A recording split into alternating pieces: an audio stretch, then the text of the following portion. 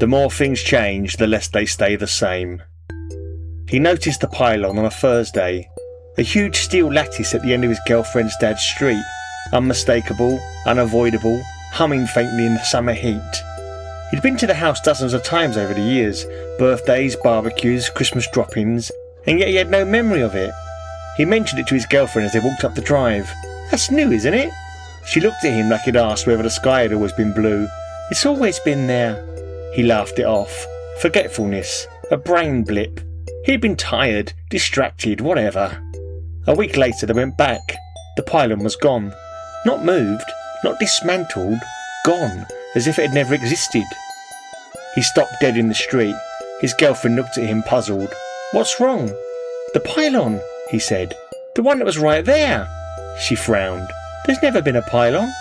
He reminded her of their conversation. She had no memory of it, not even a flicker. Something cold slid down his spine.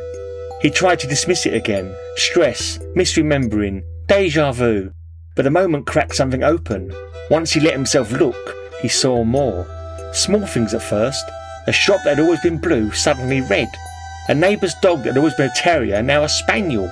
A street sign spelled differently. A bus route that had never existed, now running every 10 minutes. He'd always brushed these off as mistakes, coincidences, his own faulty recall. But now he watched them, tracked them, noted them. And they kept happening. Reality shifted, quietly, casually, as if it didn't care whether he noticed. Then he realised he was being followed. A man in a grey coat at the train station. A woman with a clipboard outside his office. A pair of strangers who always seemed to be across the street, never close, never far. He tried to ignore them. He couldn't. He changed his routes. They changed theirs. He ran. They followed. One evening, after a sudden street name change that made his stomach twist, he bolted, full sprint down an alley, through a car park, across a footbridge. His breath tore at his lungs. They cornered him behind a recycling centre. He braced for something terrible. But they didn't threaten him. They didn't restrain him. They didn't even raise their voices. One of them, the woman with the clipboard, spoke gently. "You're not in danger." He stared at her, shaking. "You've been noticing the changes," she said. "Most people don't." The man in the grey coat nodded. Most people's minds adjust seamlessly. They accept whatever the world becomes. They remember it as if it was always that way. He swallowed. "So, I'm broken?" "No," the woman said. "Just aware."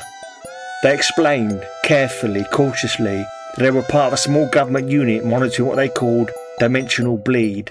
Not alternate universes, not time travel, nothing cinematic, just seepage, overlaps, tiny shifts in the fabric of reality that most brains automatically rewrite as continuity. "People like you," the man said, "don't rewrite. You see the seams." He asked why they were following him. "To make sure you don't panic," the woman said, "or cause panic. If you start telling people the world keeps changing, they'll think you're unwell, or dangerous, or delusional." He felt a wave of humiliation and relief at the same time. "So what do I do?" "Nothing," she said. "Live your life. Notice what you notice. But don't try to convince anyone. There's no benefit, no solution, no cure. This is simply how things are." He looked past them at the street. A shop front flickered, blue, then red, then blue again, settling on a colour he didn't recognise, but somehow instinctively knew was called gleamish. He exhaled. "Has it always been like this?" he asked. The man hesitated. "We think so." The woman added, "Most people never know. They are probably better off, really." They stepped back, giving him space. The woman spoke again, her voice low. "Things will keep changing. Streets, objects, names, people.